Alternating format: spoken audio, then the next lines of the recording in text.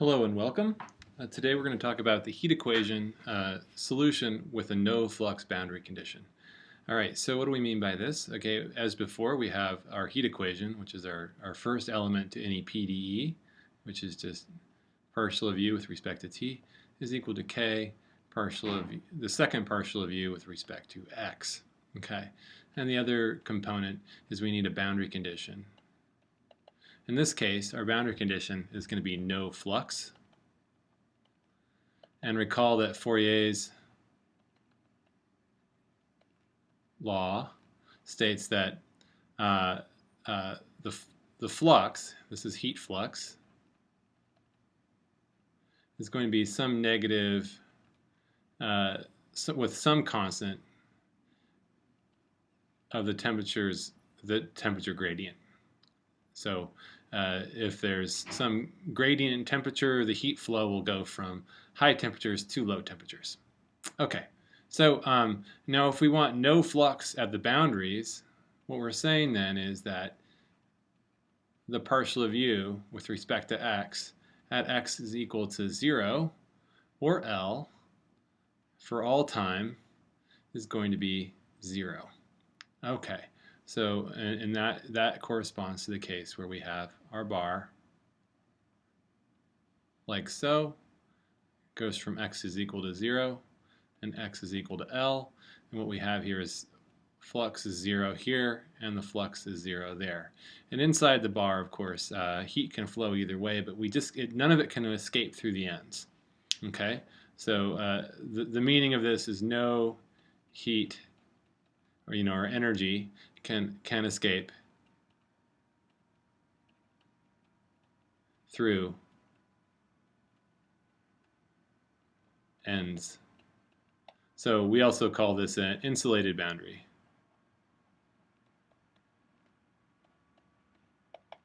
Insulated boundary condition. And finally, number 3, we have some initial condition.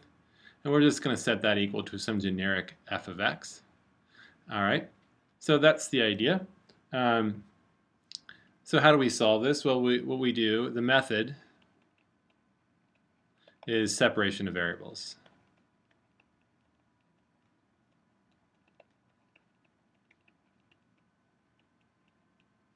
So let's get a new sheet of paper and do that. Okay, so our separation of variables. Okay, so the separation of variables, we guess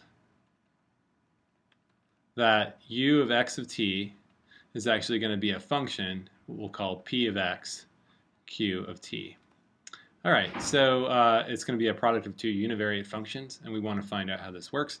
So we, just like before, we put it into the PDE,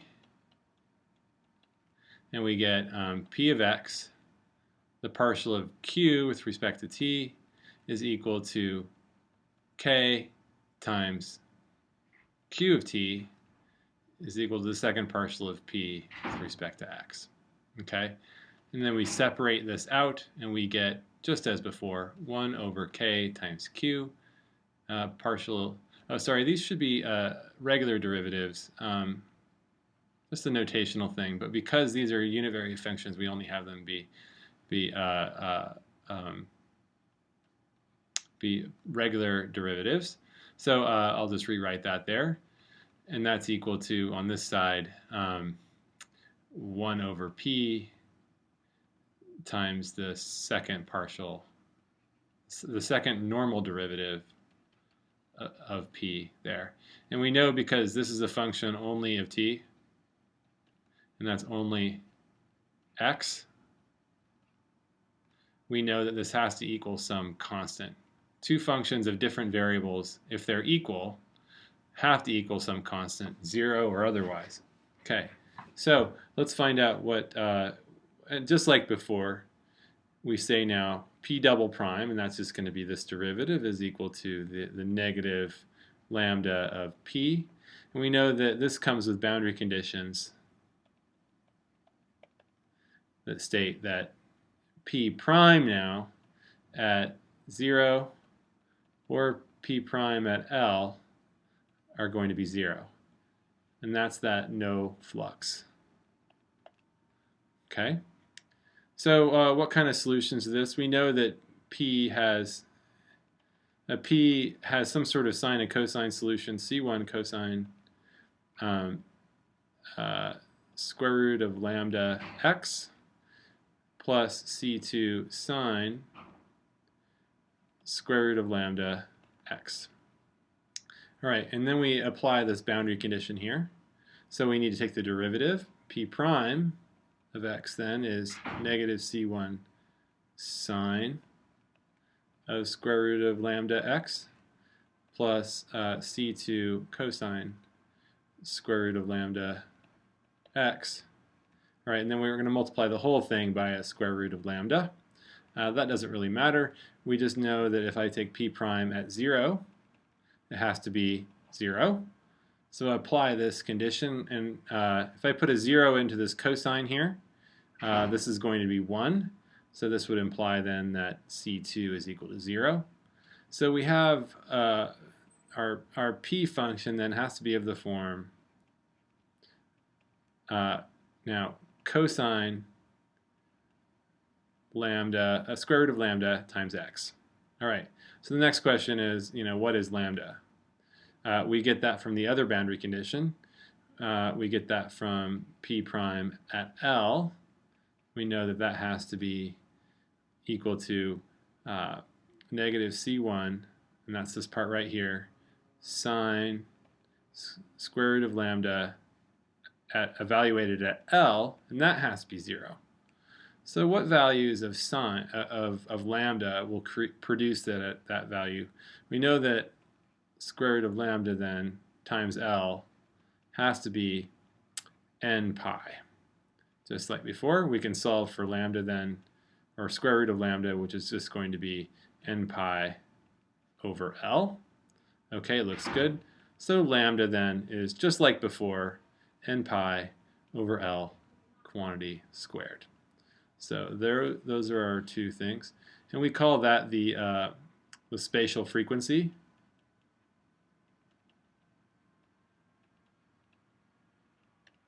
Okay, and we call this the eigenvalue. Okay, so we have that bit down, and then we know. Now we go over and solve the Q equation, and we have this Q equation here, and that's just going to be Q prime is equal to negative K lambda Q, which just as before in our previous video, Q of t then has to equal some function of the form e to the negative K lambda, and now lambda is this n pi over L quantity squared t. Okay, remember K is a given in our equation. That's a physical parameter that's given in the problem, and we can now set this up. So I'm going to rewrite this in another page. So our solutions are of the form un of x comma t is going to be equal to what I'll call Pn of x times Qn of t, which is going to be now cosine n pi over L, that's spatial frequency, times x, times e to the negative K n pi over L quantity squared t. All right, so that's un. Now when we set t equals 0, of course, un of x becomes just Pn of x, which just is this family of cosine n pi over Lx. All right, so that comprises what I'll call a set. So one thing we have to check here is what values of n. So before, we actually see now we have n equals 0 all the way to infinity. All of those are solutions for any value of n. But it goes all the way down to n equals 0. Why is that the case? Well, we know that, remember, we had that no flux boundary condition. So again, we needed Pn prime at 0 or L to be 0. And we see that that means that, and so Pn of x prime is going to be n pi over L times sine negative n pi over Lx. And that can be 0 a couple different ways. One, it could be 0 when n is equal to 0. So n is equal, now n equals 0 is in the set. So what is cosine of 0x? That's that n part right there equal to 0. Well, that's just a constant 1. So another way of writing our set of eigenfunctions, so Pn of x, the set n equals 0 to infinity, is actually just going to be 1 cosine pi x cosine 2 pi x cosine 3 pi x, and so on and so forth out to infinity. But notice there that we have 1 is one of our solutions. So let's check what what does u0 look like then? Well, that is just going to be 1, the set right here. But n is also 0 up there, so we have an e to the 0, which is just 1 as well. So in general, our solution functions, un of x comma t, are going to be the set 1 cosine pi x e to the pi x, or pi over L squared times k minus, or sorry, we have a t there. Apologies, I'm getting a little ahead of myself here. And then there's also cosine 2 pi x e to the negative k 2 pi over L quantity squared t on forever. Okay, so that's our set of eigenfunctions that solve this problem. The next question then is let's just study the solution. So again, the one difference from the 0 n temperature condition is we have now the constant solution, 1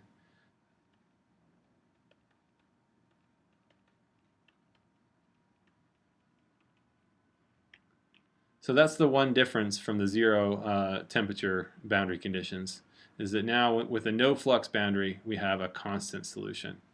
So let's see how this shakes out. So let's get a new piece of paper here. So let's just analyze a few cases. So we'll try that constant solution. So if f of x is equal to some temperature T, i.e. it's constant, then what we can do then is we can do our orthogonal projection. So we want to find a way to represent f in terms of the sum over all of our Pn of x's from n now equal to 0 up to some finite. We can put it to infinity, but I'm just going to keep it to a finite value for now, times Cn. And then what we'll do then is note that Cn equals 0 for n greater than 0, and Cn equals, or sorry, C0 equals T. So our solution u x of t is simply T for all time. So what does that look like? Again, we have 0 to L, and we have out to T like that, out in time, and we have some value T, which is the temperature of our bar, and because there's no spatial fluctuation in our solution, and there's no leak out the ends, no heat is leaking out the ends, it just stays T forever. So this is, of course, that's the equilibrium solution.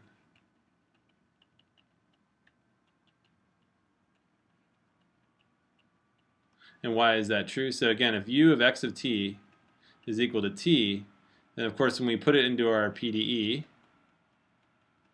we see that the time derivative of a constant, of course, is 0, and that is exactly what we would consider an equilibrium solution. There's no change in time at all. Okay, so that's the simplest possible solution to the no flux boundary case. All right, so let's now study a more interesting one. So now let's study the case. Let's talk about an initial condition. F of x is equal to 1 minus cosine. We'll do 1 minus cosine 2 pi x. All right, so let's plot this out, what this looks like. Now I'm gonna make our so we're saying that L is equal to 1, and I'm gonna say that K is also equal to 1. So our parameters are gonna be simple, so we're just going from 0 to 1. This is the x-axis. All right, so what does this look like here? Again, we want to take that out to go on out in time, like that. We want to know what happens to this surface u of x of t. Well, let's just, if this is its initial condition, so at x is equal to 0, this is going to come up like so,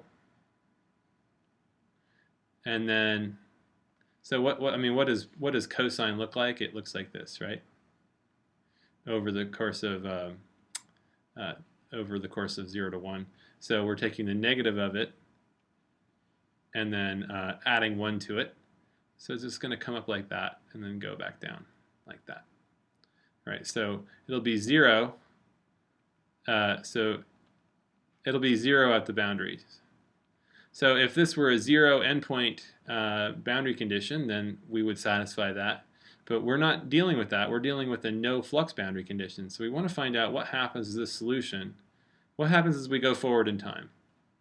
What happens to the profile of u of x comma t as this initial condition evolves over time? All right, so what we have to do then is actually find what u is. We're going to say that u is actually going to be sum n equals 0 to, I'm going to say that we have a c0 time constant there, and then we have n is equal to 1 to capital N, some big value of n, and we can take that to infinity eventually. Cn cosine n pi, remember we're taking L to be equal to 1, x, e to the negative, we're taking k to be 1, so that becomes n pi quantity squared t. So that's a general solution.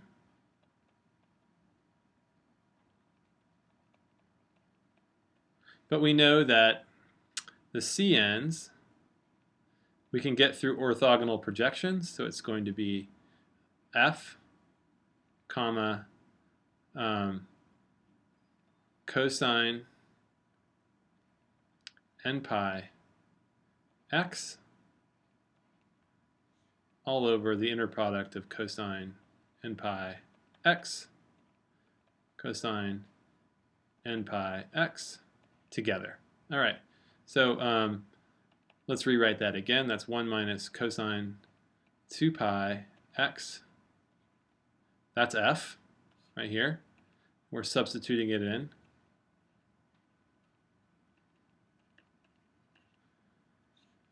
And this, of course, is just going to be the magnitude, the vector or the inner product magnitude of cosine n pi x. It's going to be the vector magnitude squared. All right, so I won't worry about this calculation for now. Let's just look at this top one. We know that the inner product is linear, so we can move this through, and this becomes 1 comma cosine n pi x minus cosine 2 pi x comma cosine n pi x. And then we can divide the whole thing by 1 over cosine, the norm, or the vector magnitude of cosine n pi x squared. All right, so again, this is Cn. So one thing to note is that this will always, for n equals 0, this will become here the inner product of 1, 1, all over, and we bring that back in, it becomes 1, 1. So that just becomes 1. Now for n equals 1, or 3, 4, 5, on up to forever, Cn is going to be 0 because we have this condition of orthogonality.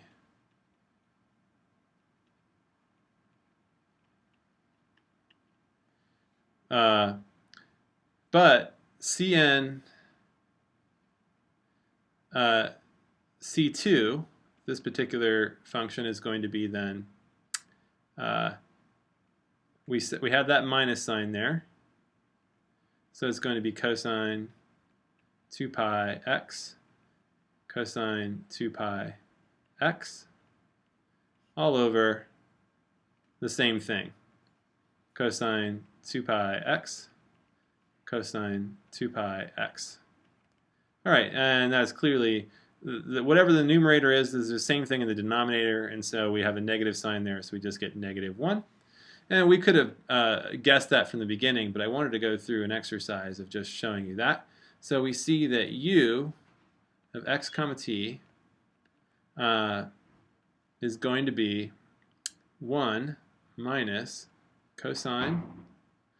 Remember, we had a cosine 2 pi x e to the negative 2 pi quantity squared t. Right, so what does this look like? Again, we had that. That was the initial condition, f of x. When you put time equals 0, go forward in time, we see that we can put like a dotted line through there. And that represents just the value at 1. Okay, so it goes up maximum to 2, right there, and it goes down all the way to 0. And what we see is whatever this value is, this is a decaying exponential.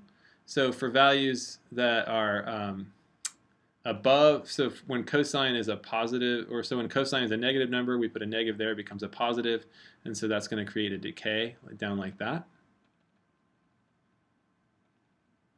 Now when it's below the 1 value, when cosine is a positive number, and that means that this is, so for x values that are in this region here, we see we're going to get, we'll still have that decaying exponential, but it's going to be taking away a negative number, so it's going to be bringing it up to 1.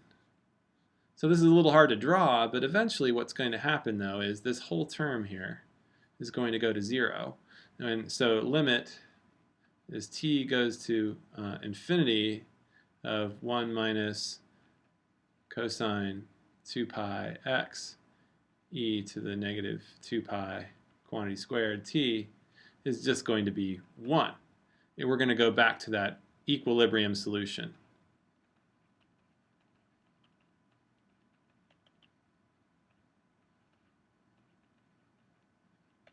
Okay, we're just going to go to 1. All right, so this is a little hard to draw to see what's going on here, but basically this peak that's above the value 1 is going to decay down, and for all the spatial regions x where we have temperatures below 1, it's going to come up to it exponentially. All right, so I'll just plot what this looks like. I actually plotted it in MATLAB just so you guys can see. We'll compare it with my own drawing here. But we can see here, just looking at it here. So there's the initial condition right here, and it's that hump shape. And so for values above 1, we see a decaying going down. But for values of temperature that start out below 1, we see an exponential a limiting behavior going up to 1. We see everything eventually spreads out until we get to that equilibrium solution, which is really close to just the constant solution. So that pretty much explains the equation to the solution to the heat equation for the no flux boundary conditions. So in general, right, for no flux, U of x comma t is going to be equal to C0 plus the sum n equals 1 to capital N. N can be arbitrarily large, Cn cosine n pi over L x e to the negative k n pi over L quantity squared t. And then for 0 temperature, so this is the problem we did in the beginning. So when we have that's going to lead to solutions that look like this.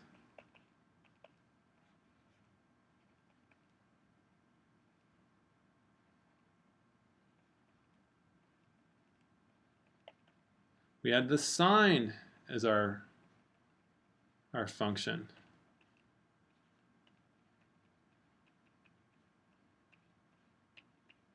So two different solutions to two different heat problems. One involving insulated boundaries, and this is one involving a set temperature at boundary. Okay, so for those two physical problems, we get two different solutions, one containing cosine terms, the other containing sine terms. Okay, so that gives you a good idea of where we're going with this stuff. So thank you very much.